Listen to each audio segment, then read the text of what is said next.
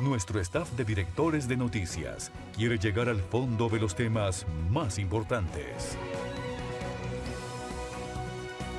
En Extra Radio comienza Asiento Extra. Buenas tardes. Hola, ¿qué tal? Muy buenas tardes, bienvenidos a Asiento Extra. Rita Valverde les acompaña durante esta hora. Estaremos conversando sobre un tema de salud en el Día Mundial de la Diabetes que justamente hace unos días reportábamos acá en Diario Extra que la diabetes precisamente es la segunda enfermedad que mata más a los ticos. Vamos a ampliar sobre esta información en el panorama o en el contexto del 14 de noviembre, que es el Día Mundial de la Diabetes, una enfermedad crónica que afecta a millones de personas en todo el mundo, caracterizándose por una deficiencia en la producción de insulina o por la incapacidad del cuerpo para utilizarla eficazmente. El tema nos invita no solo a reflexionar sobre la importancia de brindar una atención integral con enfoque en el control de la glucosa, sino también a ir y ver más allá, que es el bienestar físico y emocional de quienes viven con esta enfermedad, promoviendo una vida más plena y saludable. Nos acompaña aquí en cabina la doctora Ailín NG, que vive, bueno, ella también tiene un caso muy particular, nos va a contar y nos va a ampliar. Bienvenida y gracias por estar aquí, Ailín. Muchísimas gracias.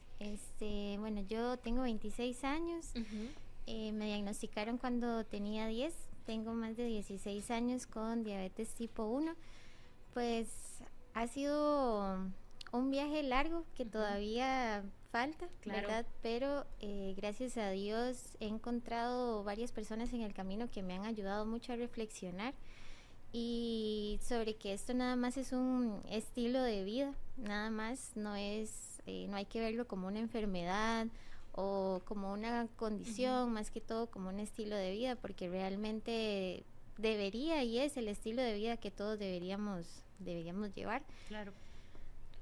Sí, tal vez empezar por acá. Cuando hablamos de diabetes, esto está muy relacionado con la glucosa y todo. Alguna gente está más familiarizada porque ha tenido o vive con la diabetes o algún familiar y están acostumbrados a verlos. Pero para los que no, porque pueden haber, ¿cómo podemos entender la diabetes? ¿Qué es lo que ocurre en el cuerpo cuando alguien padece diabetes o es diabético? Bueno, vamos a ver, el tema es tal vez un poco amplio, ¿verdad? Porque hay dos tipos grandes, hay varios tipos, pero realmente lo podemos dividir en dos. Está lo que es la diabetes tipo 1 y la diabetes tipo 2. Usualmente la diabetes tipo 1 es más que todo genética, ya es como algo que uno ya tiene la predisposición, ¿verdad? Usualmente todos estos términos que tal vez voy a explicar son como uno lo cree, pero no siempre es la regla. No todo es una receta de cocina y no siempre es todo así estricto. Claro. La diabetes tipo 1 se desarrolla más que todo en jóvenes, ¿verdad? Yo tengo diabetes tipo 1, me dio a los 10 años. Usualmente no es por comidas, no es porque me excedí con el azúcar, no es porque iba a todas las fiestas y me comía todos los dulces de la vida, o que mis papás me dieron una mala vida, o tal vez no me cuidaron en la parte de la alimentación, ¿verdad? Sí, que mucha gente lo cree así, pero no. Que mucha gente lo cree así, es más que todo por genética, ¿verdad? Mi abuela materna era diabética, entonces uno ahí ya tiene como los numeritos de la rifa, como dicen popularmente. Sí, así es. Entonces, bueno, esa es la parte de la tipo 1. La diabetes tipo 2 sí está un poco más relacionada con la que es la alimentación y un problema que tenemos actualmente no solo en Costa Rica, sino a nivel mundial, que es la obesidad. Claro. Nosotros, por lo menos acá en Costa Rica, tenemos realmente un mal hábito de alimentación. Tenemos un montón de lugares para comer, ¿verdad? Sí. En cada esquina, en cada lugar. Y por el estilo de vida que la mayoría de los ticos llevan, y es más fácil pasar a comer en algún lugar, o saltarse comidas, incluso por muchos de los trabajos. Aquí también se promueve mucho lo que es la repostería, las cosas dulces. Y bueno, nos cuesta, ¿verdad? A veces decir no, eso nos hace mal y pensar en Es que si fuese una vez perdida, pero el problema es cuando es recurrente. Sí, así es. Y es que, bueno, vamos a ver, no voy a mentir que siempre uno, si tiene un mal día, lo que más lo puede alegrar Sí. a uno es, bueno, voy a comerme algo dulce. Un Dice chocolatito, uno. sí. Un Una torta dulcito. chilena o esas cosas, ¿verdad? Que no está mal. Sí. Pero sí es como esa parte recurrente. La diabetes tipo 2 sí se asocia más a lo que es la obesidad, mala alimentación, el sedentarismo, que también es muy importante. Nosotros tampoco tenemos tal vez el hábito de, no es realizar un ejercicio extenuante, con solo que uno salga a caminar una vez a la semana, una vez al día, ir poco a poco, ¿verdad? No hay que correr. Con solo caminar 20 minutos ya es dejar esa vida o ese término de sedentarismo. Y todos esos factores pues sí influyen en la parte de la diabetes tipo 2. ¿Cómo empiezan los síntomas? En tu caso, ¿cómo empezaste a identificar? Miras que es curioso porque, bueno, ahora que uno lo ve tal vez del otro lado, uno dice, sí, tenía todos los síntomas clásicos. Pero en ese momento que estaba más pequeña y mis papás me veían, ¿verdad? Todos los síntomas calzaban perfectamente. Yo, bueno, primero empecé a perder mucho peso no, y comía bien, digamos, no era como que no comía, estaba comiendo, pero sí empecé a perder mucho peso. Después me daba mucha sed, era una sed increíble, que uno siente que no ha tomado agua como en una semana y es tomar agua. Incluso tal vez no solo agua, el hecho de tomarse un fresco, una Coca-Cola, cualquier líquido, es como esa necesidad de tomarse algo. Y así como estaba tomando líquido, estaba orinando. Entonces, por ejemplo, en las madrugadas yo me podía levantar unas 10 veces a ir al baño, que no es normal, pero a veces uno dice, bueno, es que si está tomando tanto líquido, es normal que vaya tantas veces al baño. Pero era una sensación fea porque yo en las madrugadas me levantaba como que si estuviera debajo del sol, en el desierto, ahogada, en sed, así como una pasita, ¿verdad? Me levantaba y me pegaba, me acuerdo que me pegaba al tubo del baño a tomar agua y agua y agua y agua y no me cansaba y no me cansaba. Y así mismo, como estaba tomando agua, orinaba. Esos síntomas tal vez a veces uno no los identifica porque es normal, digamos, uno está hidratándose, igual está yendo al baño. Lo que le preocupó más que todo a mis papás fue la pérdida de peso.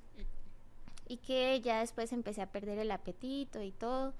Gracias a Dios yo fui a un EVAIS y ya uno tal vez con los conocimientos médicos uno dice, bueno, pérdida de peso, aumento de las ganas de ir al baño y la sed, todos esos son los síntomas clásicos de diabetes tipo 1.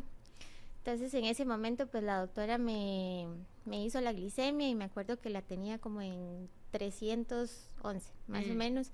El rango debería ser tenerla en menos de 100, 120. Bueno. Sí, yo estaba altísimo. Me acuerdo que ese día mi papá, en la desesperación de que no estaba comiendo, antes de llevarme al EVAIS me dio pancakes así llenos de jarabe. Yo le pedí helado de choco chips, me comí todo eso antes de ir y ya bueno, ya con esa glicemia me fui de una vez para el hospital y pues ya ahí empezó todo ese proceso. Me acuerdo que en el hospital lo único que quería comer era galletas Oreo. Entonces las enfermeras eran como, bueno, es que ya no puede. Entonces tal vez esa parte como de enfrentar esa realidad y enfrentar realmente qué son las cosas que uno tiene que dejar de hacer por salud, fue como la parte difícil. Pero ya después el proceso se hizo un poco más liviano porque uno va aprendiendo más, va conociendo más. La vida de las personas que viven con diabetes no es como todo el mundo cree. No es que yo no como afuera, no es como que yo no como dulces, ¿verdad? Pero todo es un balance. Y al punto de que estudiaste algo relacionado con lo que has vivido, bueno, ya luego te preguntaré por esto, y también un poco sobre el estilo de vida, como decís, que no tiene por qué ser restrictivo del todo, es como cuidarse, supongo. Pero bueno, antes de entrar e ir a este punto, me gustaría dejar claro ciertas cosas sobre la enfermedad, bueno, la diabetes como tal, porque yo he escuchado, por ejemplo, que en algunos casos hay una etapa de prediabetes, que es bueno, que se puede, entiendo que si hay ciertos cuidados, se puede mantenerse así. Entonces, ¿en qué casos se da, digamos, en tu caso no tuviste una prediabetes? ¿Cómo funciona esto? Ok. Bueno, vamos a ver.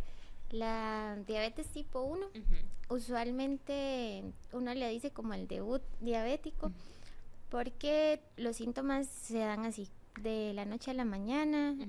Un día empezaste con los síntomas que mencioné anteriormente, Sí. y ahí ya no hay nada que hacer. En la diabetes tipo 1, lo que pasa es que el páncreas deja de funcionar. Hay un proceso que se llama autoinmune, donde las células empiezan a destruir el páncreas porque lo empieza a reconocer como extraño, digamos. Entonces empieza a destruir esas células y ya no producen insulina, que es lo que más o menos nos regula un poco el azúcar. Entonces, en ese proceso se pierde más o menos un 80% de lo que son las células del páncreas. Y en ese momento, pues en la diabetes tipo 1 ya no hay nada que hacer. Lo único que toca es el tratamiento con insulina, ¿verdad? Pero la tipo 1 entonces siempre va a ser hereditaria. Sí. En la mayoría de las veces siempre es hereditaria. Por eso te decía, no todo es siempre sí 100% sí, claro, ¿verdad? Pero hay ciertas tendencias. Exacto. La mayor parte siempre es hereditaria. Después, en la diabetes tipo 2 existe este concepto que se conoce como prediabetes. Esos son más que todo por rangos. Hay 3 criterios básicamente como para diagnosticar la prediabetes y la diabetes tipo 2. Según los rangos de si se hizo una glicemia en ayunas, que son más o menos 2 horas de no haber comido nada, dependiendo del nivel en el que salgan. Hay un examen que se llama hemoglobina glicosilada, que eso también pues varía mucho entre los números, ¿verdad? Menos de 6.5 ya uno dice que es prediabetes. Entonces, en esa fase de prediabetes es cuando las personas empiezan a ser sedentarias, empiezan a aumentar mucho de peso, tienen un mal hábito de alimentación, no se cuidan, ¿verdad? No comen a sus horas, todas estas cosas. Entonces, en ese momento es donde uno les dice, bueno, hay 2 opciones. Podemos empezar a medicar, que en el caso de la diabetes tipo 2 sí se pueden tomar medicamentos orales, o empezar a tener un estilo de vida saludable, que es el que todos deberíamos tener, ¿verdad? A mí siempre me gusta decir que las cosas no tienen que ser de golpe, porque cuando uno le dicen no coma esto, es cuando más le da más ganas uno de comer. Es una psicología. Psicología literalmente, o sea, uno le dicen no vaya ahí y es donde uno más quiere ir. Entonces, todas estas cosas deberían ser un proceso más amigable, llevadero. Exacto. No tan tajante, porque es cierto, o sea, si vos no tenés la costumbre, la rutina de hacerlo de cierta manera o que tenés la rutina de comer ciertas cosas y de la noche a la mañana te cambian la dieta, va a ser un golpe muy fuerte. Y es un golpe muy fuerte y realmente es un proceso mucho más difícil, porque si vos estás acostumbrada, no sé, a comerte un postre todos los días y de la nada te dicen ya no puede comer absolutamente ninguno, también a nivel emocional es un golpe muy fuerte. Y cualquier enfermedad crónica tiene que llevarse de la mano de la salud emocional, porque si uno no está bien, no se va a cuidar, entonces hay que tener como en cuenta eso, que es muy importante. Entonces, en la fase de la prediabetes, sí existe esa posibilidad donde empezamos a realizar ejercicio. Como decía anteriormente, no tiene que ser un ejercicio extenuante. Puedes salir a caminar todos los días, 20 minutos. No tienes que correr, con el simple hecho de levantarse y caminar un rato ahí en el barrio, en el condominio, en lo que sea, ya eso cambia el patrón de sedentarismo. En cuanto a la alimentación, yo siempre doy el ejemplo de si yo todos los días me comía una pizza entera, entonces ahora voy a tratar de comerme la mitad de la pizza, ya después solo 2 pedacitos, ir poco a poco. Aunque es un proceso difícil, el sistema de uno se va acostumbrando a esos cambios. Si antes me comía solo la pizza, bueno, ahora le pongo pizza y ensalada, un poco. No Sí. tiene que ser todo el plato verde, Ujú. pero por lo menos le agrego unos tomates. Si me comía una... ¿Y por qué crees que vienen estas barreras mentales, tal vez, que están muy relacionadas a creer que no se es capaz de hacer una actividad física donde se requiere mucho esfuerzo? O bueno, en tu caso que nos contás que también no te restringís de todas esas comidas o en los tiempos. ¿Qué es lo que permite llegar? ¿Es simplemente un cambio de mentalidad o va de la mano con esa vida saludable, equilibrada? Exacto. Bueno, vamos, el cambio de mentalidad, Ujú. pues sí, porque uno en la mente puede hacer lo que uno quiera, Claro. pero es tener un balance. Vamos a ver, yo digo que yo puedo comer lo que yo quiera, pero tal vez si se me antojó probar un pedacito de torta chilena Ujú. o de chocolate, lo hago, pero no significa que yo vaya a comerme la torta chilena entera o que vaya a comerme el helado que quiero entero o cosas así. Entonces, de todo se puede comer Ujú. a su medida, en sus Ujú. porciones, balanceado. No es algo que voy a hacer todos los días, es algo que puedo hacer una vez perdida. No, no me tengo que restringir de esas cosas. Si quiero comerme un chocolate nuevo que salió o algún Ujú. producto nuevo que salió, no hay nada de malo en probarlo. Ya después uno ya mañoso, tal vez es la palabra, uno sabe que con ciertos cambios, tanto en la dieta Ujú. como en los medicamentos, uno puede darse tal vez esos Permisos. pecaditos, Ujú. tal Ujú. vez, ¿verdad? Pero porque la idea tampoco es andar sufriendo, Ujú. ¿verdad? Por algo que Claro. tal vez uno no puede hacer, incluso con las actividades y con el ejercicio. A mí antes me decían que, bueno, yo cuando era pequeña estaba en los clubs de la escuela, estaba en fútbol, estaba en básquet, estaba en porrismo, estaba en gimnasia, y lo único que tenía que aprender era a identificar cómo me estaba sintiendo yo. Ujú. Si iba a empezar a hacer algún tipo de actividad, sabía que tenía que hacerme la glicemia antes para ver si la tenía muy baja, nada más tenía que comerme algo y ya seguir. O si la tenía muy alta, esperarme un rato, ¿verdad? Y tal vez graduar un poco la insulina porque no se debería hacer ejercicio con el azúcar tan alta. Esperar un rato y ya luego seguir. Pero esa parte de empezar a entenderse uno, a comprenderse uno, a conocerse uno, ya yo siempre molesto a, a la gente que está a mi alrededor y yo no necesito, aunque suene feo, yo no necesito tal vez hacerme la glicemia para saber en cuánto la tengo. Ya los síntomas que uno tiene, Ya, claro. ya uno sabe. Entonces a veces yo vacilo y me hago la glicemia y yo, bueno, no estoy segura que la tengo en 89. Y en la mayoría de las veces, pues es cierto. Pero, Mucho poder de autodescubrimiento. exacto. Pero bueno, tuve que pasar por todos los síntomas que tal vez he tenido que experimentar para llegar a este punto, ¿verdad? No es algo fácil, es algo que se va aprendiendo poco a poco, pero que se puede hacer. Comentaba sobre una asociación. ¿Cómo funciona? O sea, comparten con otras personas también con diabetes, se apoyan, se cuentan iniciativas.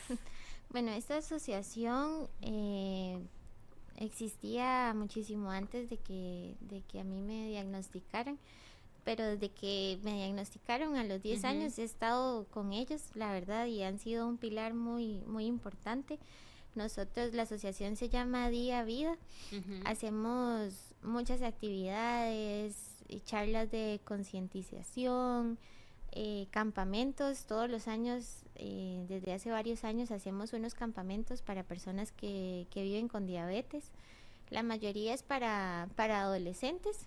Dura unos 3 días, hablamos de todo, de temas emocionales, de salud, de mitos, de realidades, de preguntas que podamos tener, ¿verdad? Hacemos reuniones todos los sábados. Ahorita por el mes de noviembre estamos realizando varias actividades, hemos realizado zumbas, vamos a realizar unos simposios con varios médicos profesionales y bueno, durante todo el año se van aprendiendo cosas nuevas. En Facebook también, si no se pueden ir tal vez como a las charlas presenciales, se pueden ver en Facebook, todas quedan grabadas, siempre tocamos temas que creemos que son importantes o que tal vez dudas que la gente pueda tener, porque tal vez uno desearía explicar todo y concientizar a todos en una hora, ¿verdad? Pero no se puede. Como te decía, hay que ir poco a poco con la educación, que es lo más importante, porque la persona que no sabe realmente y es una persona que tal vez no se va a poder controlar bien. Realmente todo es educación, todo es saber cómo manejar las cosas, cómo manejar las emociones, y todos esos son los temas que tratamos de hablar siempre en las reuniones que hacemos en la asociación. ¿Cómo has sentido, para ir finalizando, la atención que se brinda acá en Costa Rica para personas con diabetes? Ay, qué complicado. Bueno, es un tema no tan convincente. Es un tema delicado. Yo tal vez no tengo queja del servicio que se me dio en el momento en que más lo necesité, tal vez, pero a nivel tal vez público, ¿verdad? La falta de educación es tal vez lo que está creando esos mitos de que no podemos comer nada, de que no podemos realizar muchas cosas, y aunque suene feo, son cosas que la gente dice, que son cosas que la gente cree, que las personas diabéticas, bueno, les van a cortar los pies, van a quedar ciegos, ¿verdad? Todas esas partes que tal vez son un poco más sensibles, que no es como lo pintan ellos ahí, ¿verdad? Que si le dicen, es que si usted no come bien, si no se pone la insulina, se le van a hacer úlceras, va a quedar ciego, le va a dar falla renal y muchas cosas. Y esto es falta de educación. Lamentablemente, pues el servicio de nutrición, más que todo, cuando ya uno se lo brindan a nivel público, ahí es donde uno empieza a creer y tener esas creencias de que solo podemos comer galletas, sodas, arroz y frijoles y nada más, y agua, porque no podemos tomar nada más, no podemos tomar gaseosas, no podemos tomar ningún té ni nada. Entonces es como una parte complicada, que por eso tal vez a veces uno le desearía que todo el mundo tuviera una asociación como para comprender ese proceso de aprendizaje. No todo es malo, sí, no exacto. me puedo...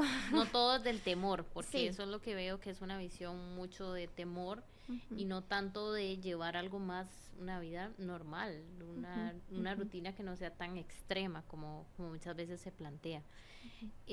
Ya para finalizar estos últimos minutos que nos quedan, doctora Aylin, ¿qué consejo le daría a una persona que está recién diagnosticada y, bueno, vos sabiendo todo lo que avecina y también desde tu ámbito de expertise de la medicina? Bueno, una persona pues que está empezando en este proceso, no voy a mentir y decir que es algo fácil, pero yo espero ser tal vez ejemplo de que es algo que se puede lograr con educación, con medidas, con aprendizaje. Lo más importante es saber. El conocimiento siempre es poder conocer, saber qué cosas modifican, saber qué cosas influyen. Es muy importante. Es un proceso largo, es un proceso que pues va a estar con nosotros toda la vida, y es algo que se aprende día a día. No es que, creo que ahorita yo no conozco a nadie realmente que me diga, bueno, ya yo sé todo acerca de la diabetes, ya siempre yo soy experto, ya yo sé en qué hacer en cada caso. Cada persona es diferente, lo que me puede funcionar a mí no le puede funcionar a otra persona, pero son errores que nos van llevando al punto de esa confianza en uno mismo y y de saber que las cosas, pues no todo va a ser gris siempre. Y emocionalmente también, porque es parte, como vos lo contabas, tendrá sus altos y sus bajos. Claro, claro que sí, siempre he dicho que siempre en estos largos años que nos quedan, a todos vamos a tener altos y bajos, vamos a llegar a un momento donde nos vamos a cansar, donde no vamos a querer inyectarnos más, donde ya no vamos a querer comer lo que sea sin importarnos nada, porque siempre llega ese momento, aunque uno no quiera, siempre llega ese momento de como de decaimiento, de ese punto más bajo, ¿verdad? Pero hay que salir de ahí, la única manera de salir de ahí es apoyo emocional. Todo esto va acompañado de tanto el nutricionista como el médico, como la parte psicológica, es muy importante. Todos tienen un pilar muy importante, porque si yo no estoy bien emocionalmente, no voy a poder mantener bien un estilo de vida. Claro. Bueno, muchísimas gracias por esta amplia entrevista, por contarnos de tu experiencia, por también hablarnos de tu punto de vista de la medicina. Te agradecemos mucho haber estado con nosotros acá compartiendo en Asiento Extra. Gracias. Asiento Extra por Extra Radio. Asiento Extra por Extra Radio. Rita Valverde, un gusto estar con ustedes y acompañarlos en esta hora. Tenemos ya también nuestra invitada especial, doña Ifigenia Quintanilla, directora del Museo Nacional, y le damos también la bienvenida a este espacio. Bueno, buenas tardes, muchísimas gracias por la invitación. Gracias, doña Ifigenia. Y es que les vamos a contar porque desde 1887 el Museo Nacional de Costa Rica se ha dedicado al estudio y a la difusión de la historia, arqueología e historia natural del país, albergando una rica colección en el emblemático Cuartel Bellavista, un edificio que fue testigo de la abolición del ejército en 1948. Hoy los museos trascienden su rol tradicional como guardianes de arte y patrimonio para convertirse en espacios dinámicos de educación y reflexión, esenciales para fortalecer la identidad cultural y abordar desafíos globales. Hablaremos sobre cómo estas instituciones evolucionan para conectar con la sociedad y lideran transformaciones culturales y sociales. Vamos a conversar un poco sobre el rol que tienen los museos. Sabemos que juegan una parte muy importante en nuestra identidad y nuestra cultura. Sin embargo, creo que muy pocas veces nos sentamos a analizarlo, nos sentamos como a reflexionar sobre también nuestra cultura de ir al museo y bueno, qué más que empezar hablando del Museo Nacional.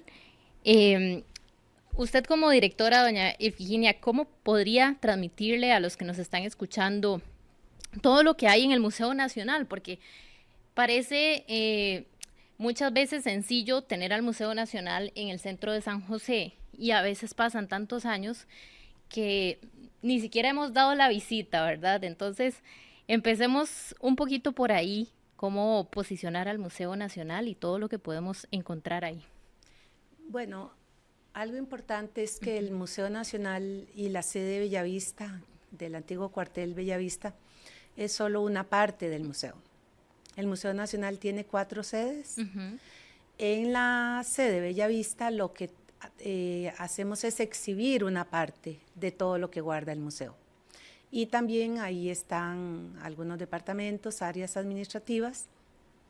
Hay una parte del Departamento de Historia Natural. Sin embargo, en la sede de Pavas, frente al Hospital Psiquiátrico, tenemos todo lo que son las colecciones de patrimonio histórico, cultural, arqueológico. En Santo Domingo tenemos la sede donde están miles de ejemplares de historia natural, millones podemos decir, y administramos el sitio Patrimonio Mundial en Palmar Sur, Osa, donde hay 4 propiedades con esferas de piedra que forman parte de ese patrimonio de la humanidad. Entonces, lo importante aquí es decir que el museo es más. El Museo Nacional es más que el Bellavista, ¿verdad? El Museo Nacional es el museo que resguarda el patrimonio histórico de Costa Rica, el patrimonio natural. Es lo que mostramos en Bellavista en realidad es una muestra muy, muy pequeña. Aún así, el edificio, el jardín con los árboles, las exhibiciones que tiene, lo que hay de arqueología, lo de historia,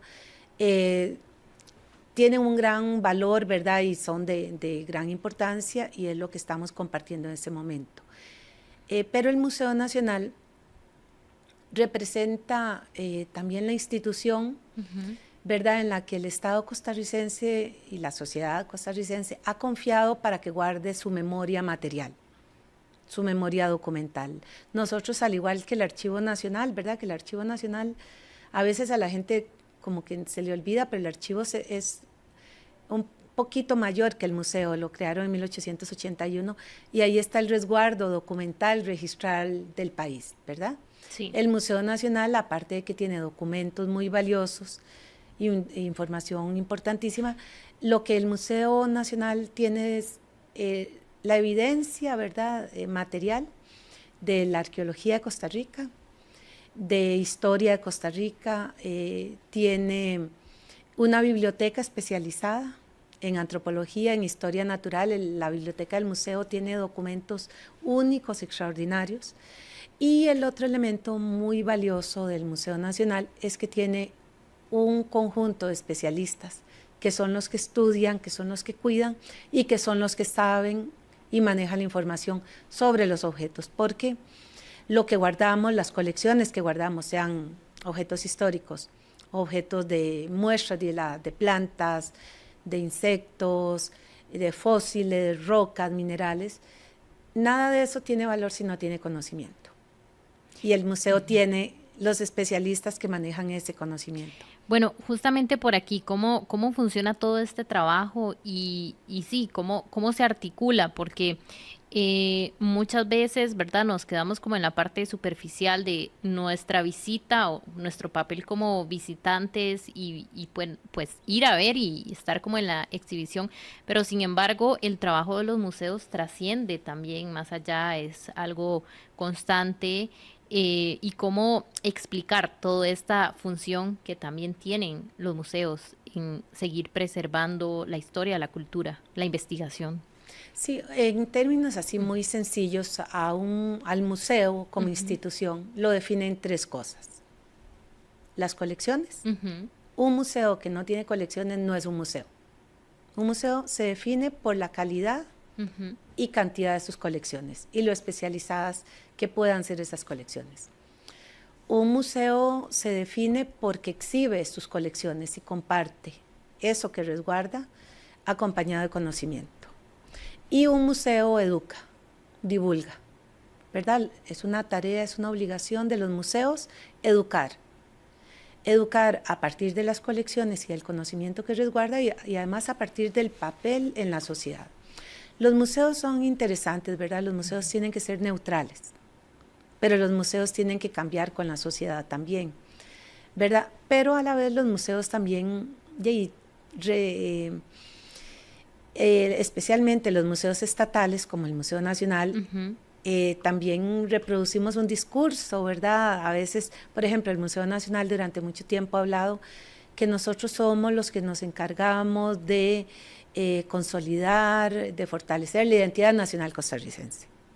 Eso se decía. Sí. Pero, claro, hay una posición ahora que dice, no, aquí no hay una identidad nacional, hay varias y diversas identidades. La de los indígenas quizás no sea la identidad nacional. La de los grupos afrodescendientes quizás no sea esa idea de identidad nacional.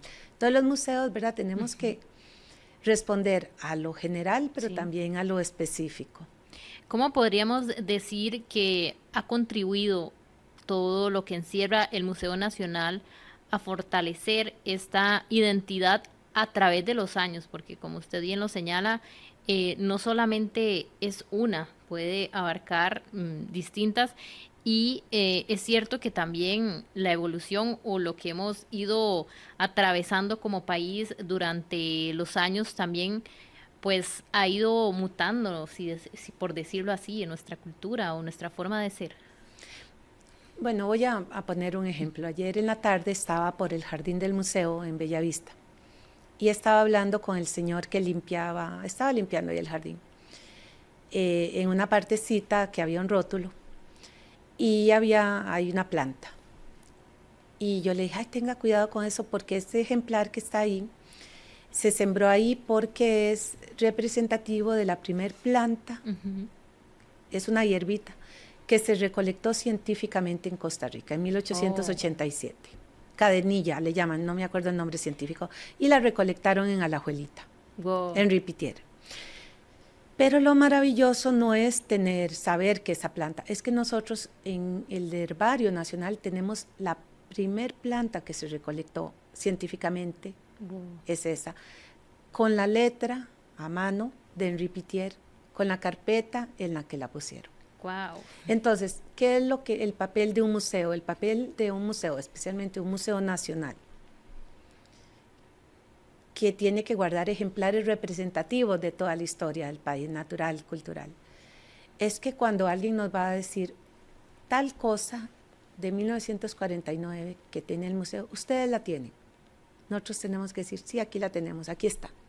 ¿Por qué? Porque nosotros somos, tal vez suena feo decirlo, porque no, los que guardamos las joyas de la corona. Nosotros guardamos el patrimonio de Costa Rica. Nosotros tenemos que guardar la silla de los presidentes, la pluma con la que se firmó la Constitución. Eso no lo puede tener nadie en su casa, ¿verdad? Lo que es el patrimonio es un bien común. Sí. Entonces nosotros guardamos un bien común de toda la sociedad costarricense en sus distintos momentos históricos para que sea de acceso de todos, que no le pertenezca a nadie privadamente, ¿verdad? Y ahora también resguardamos un patrimonio de la humanidad, ya de todo, pues el sitio con esferas de piedra allá en el sur.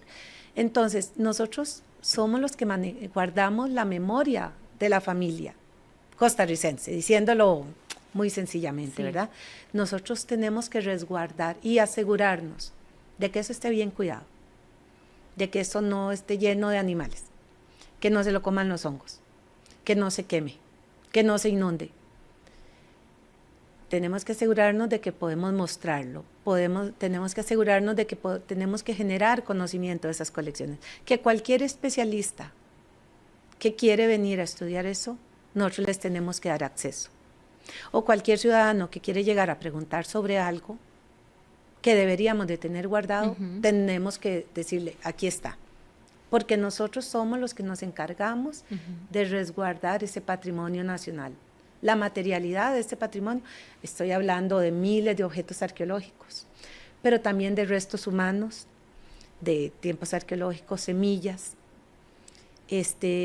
vértebras de pescados que recolectamos en excavaciones, o el sombrero que lució la esposa del expresidente Miguel Ángel Rodríguez, doña Alexandra Cler, creo que se llama, que lo donó la Pamela, la donó al museo. Alguien dice, ¿por qué la primera dama donó eso? Bueno, porque el museo resguarda pianos, resguarda sillas, resguarda todo. Ahora, la diferencia, digamos, en Costa Rica, es que hasta 1970 el Museo Nacional era como el único museo. Sin embargo, ahora hay otros museos nacionales que ya se han ido especializando. Museo de Arte Costarricense le toca guardar el arte costarricense, muestras de todo el arte costarricense. Entonces nosotros no tenemos que meternos ahora en el ámbito, pero sí tenemos una colección de arte muy importante anterior a la creación del Museo de Arte Costarricense. Y que se mantiene aquí, o sea que no hubo luego como proceso de transición al museo que le correspondía ahora el arte. Sí, eventualmente alguien podría decir, no, que el Museo de Arte solo tengan ellos todo. Pero luego está el Museo de Arte Contemporáneo. Nosotros no tenemos por qué coleccionar arte contemporáneo, porque hay un Museo de Arte y Diseño Contemporáneo, o hay museos especializados en fechas, o en personajes, el Calderón Guardia, el Centro José Figueres Ferrer en San Ramón, el Museo Juan Santamaría, que son específicos ya muy para esos eventos. Pero el Museo Nacional ha sido como la gran institución, ¿verdad? De más de 37 años, 1887, que el museo viene resguardando y cuidando esa memoria, que tristemente no la podemos exhibir toda. Bueno, nos hace falta espacio, pero el que no lo exhibamos no quiere decir que no lo guardemos. Que no esté bien cuidado, por decirlo así.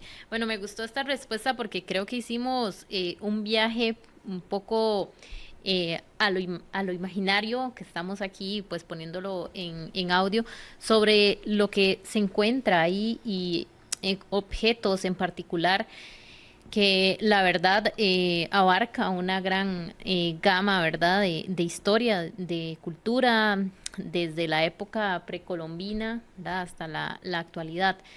¿Cuánto acercamiento notan ustedes por parte de la sociedad? Em, es mucho la gente que busca, como dice usted, investigación específica o bueno, un aporte a algún trabajo que esté realizando, o es gente que le interesa conocer, ampliar sobre pues estas épocas anteriores, por ejemplo, todo lo que resguarda. Sí, hasta ahora el museo, el acceso ha sido para especialistas de las colecciones. Sin embargo, nosotros estamos cambiando eso porque, por ejemplo, hay artesanos que quieren tener acceso a las piezas arqueológicas para hacer réplicas o para inspirarse, ¿verdad? En lo que llamamos diseño con identidad. Interesante. Entonces nosotros les tenemos que dar acceso a ellos también. Hay indígenas que dicen, eso viene de mi comunidad, nosotros queremos esos tambores. Nosotros queremos eso porque viene allá de Alta Talamanca. Sí. Y ese es nuestro territorio. Nosotros también tenemos que hablar con los indígenas y darles acceso. Y hasta eventualmente llegar a negociaciones más adelante. O una comunidad que dice es que los arqueólogos llegaron a excavar en 1990 y nosotros no sabemos si ellos le entregaron todo al museo o no. Nosotros queremos saber si aquí está lo que ellos encontraron. Entonces nosotros también tenemos que atender, ¿verdad? Y decir, no, aquí está. O ahora algo que se está dando muy interesante, que nos están pidiendo exhibiciones en todo el país, específicas para todo el país. De objetos del museo, o sea, trasladarlos o en qué sentido. No, es que, ¿verdad? Hay un problema en Costa Rica que nosotros debemos aceptar. Y es que los museos más importantes está Museo Nacional, a los 100 metros Museo del Jade, digamos que no es museo, pero es un edificio histórico, patrimonial importantísimo, el Teatro Nacional, a 500 metros, los museos del Banco Central, en la Plaza de la Cultura, ahí mismo a la par del teatro. Entonces tenemos Museo Nacional, Museo del Jade, museos del Banco Central y Teatro Nacional en menos de 500 metros. Luego bajamos como, no sé, 1 kilómetro, llegamos al Museo de Arte Costarricense. Si nos damos la vuelta al Museo Nacional, a 100 metros, cruzando el Parque Nacional, está el Museo de Arte y Diseño Contemporáneo. Subimos un poquito más, como 800 metros, ¿verdad? Y está el Calderón Guardia. Entonces, eso no puede ser, porque tenemos buena parte de la población nacional no tiene por qué venir a San José para poder apreciar su patrimonio. Entonces, ahora las municipalidades que ya están cada vez más fuertes, que tienen áreas de cultura, o hay muchas organizaciones locales nos están diciendo, ¿por qué no traen a San Carlos una exhibición sobre arqueología de San Carlos? ¿Por qué no en Alajuela, una de Alajuela? ¿Por qué no en Guanacaste? No, y tiene mucho sentido. Claro, pero hasta hace un tiempo era como una idea muy de que San José era el lugar seguro para. Pero gracias a que se están dando cambios muy importantes, nosotros también tenemos que cambiar y decir, ay, ¿por qué si Turrialba tiene una arqueología tan rica? ¿Por qué Turrialba no tiene un museo? Bueno, ¿qué fue lo que hicimos nosotros? Montar una exhibición en la sede de la Universidad de Costa Rica en Turrialba, y allí hay una exhibición de homenaje al Monumento Nacional Guayabo de sus 50 años. Y nosotros llevamos a Turrialba, a esa sede de la Universidad de Costa Rica, que la gente puede ir a ver. Nosotros llevamos objetos emblemáticos de la colección del museo, piezas arqueológicas que Anastasio Alfaro recuperó en 1887 Guayabo, y están ahora en Turrialba. Esas no habían vuelto a Turrialba desde que salieron hace más de 100 años con Anastasio Alfaro. Entonces nosotros lo que quisiéramos es poder compartir el patrimonio. Había una idea de que el museo prestaba piezas, y eso generaba con mucha inquietud. Ahora nosotros estamos tratando de cambiar. No, el museo no presta. El museo quiere que hagamos juntos exhibiciones, que en la gente, ¿verdad?, aprenda a hacer exhibiciones también, junto con nosotros, que nos ayuden con los gastos de una exhibición. Entonces nosotros no llevamos piezas, nosotros llevamos una exhibición con información, con contenido.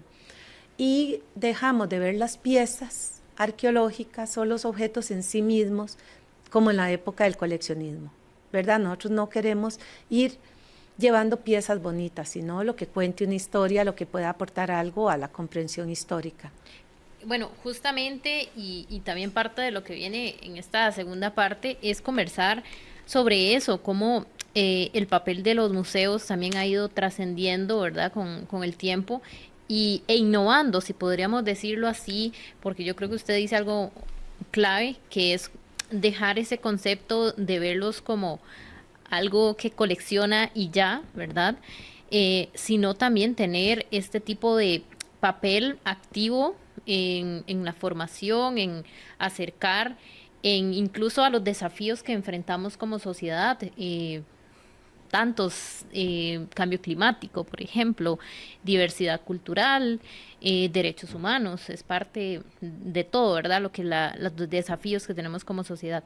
Entonces, es parte, lo valoran así, de los desafíos en la innovación que deben tener los museos y en cambio, o un camino hacia el cambio de cómo los percibimos.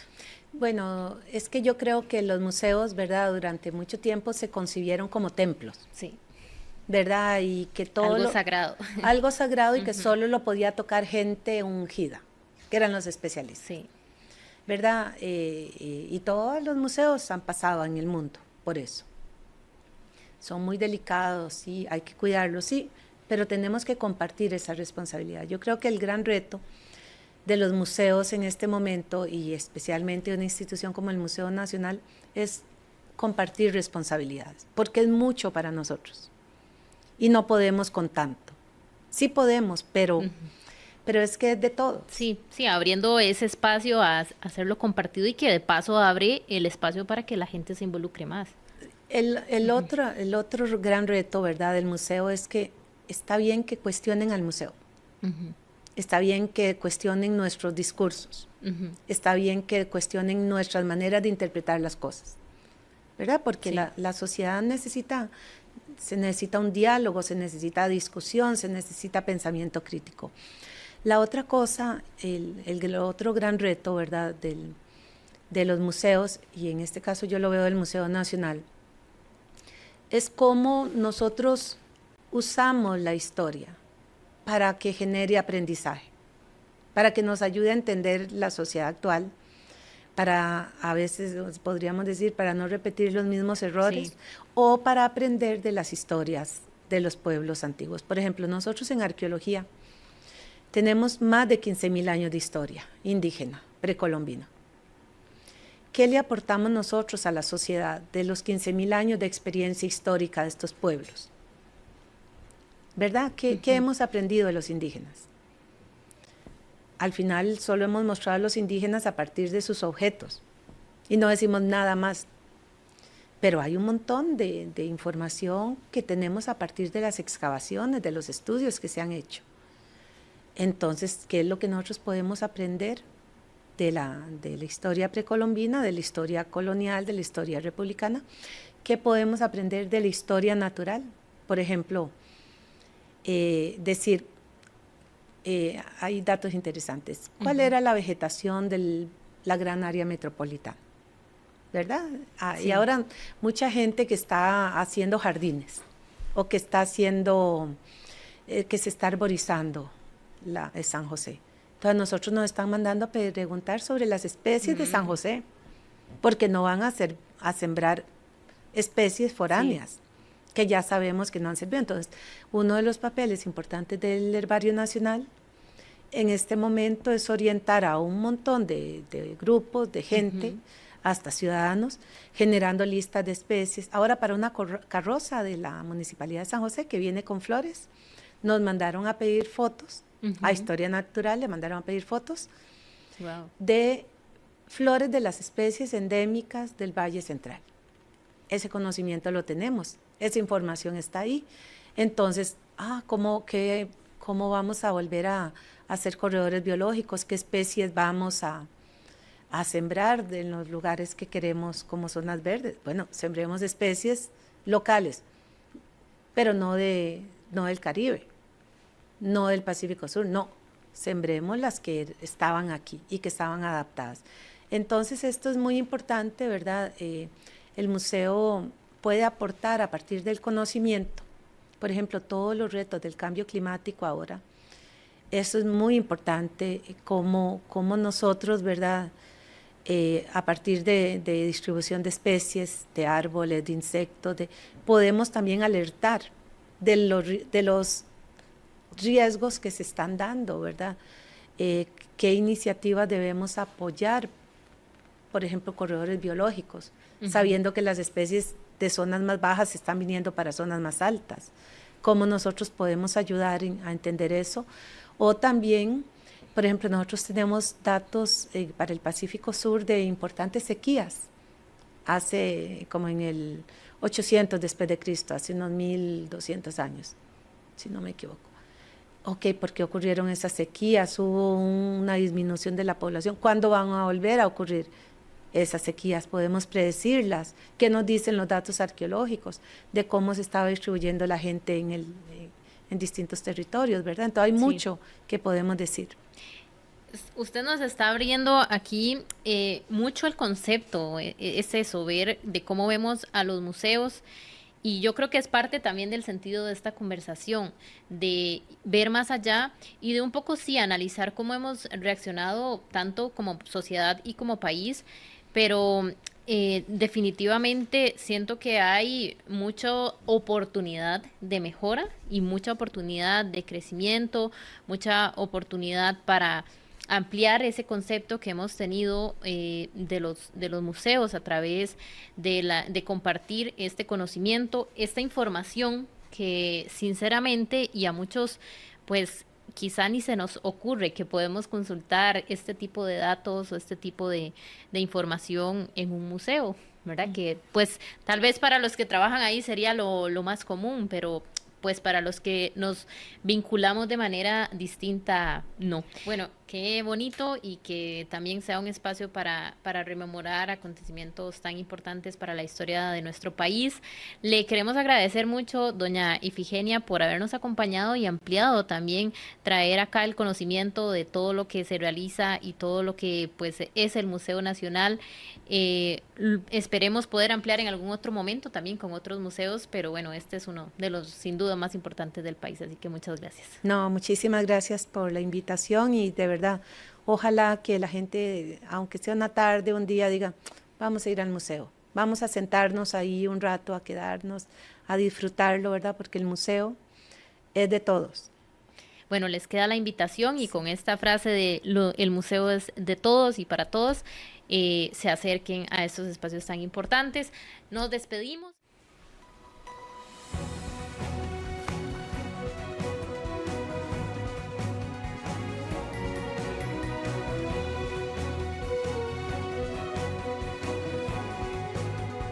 Conversar con personas extraordinarias siempre nos deja una buena lección de vida. Entender su historia y conocer su contexto nos cambia la perspectiva. De lunes a viernes entrevistamos para usted a los protagonistas de las noticias desde las 2 de la tarde. Asiento Extra, solo por Extra Radio.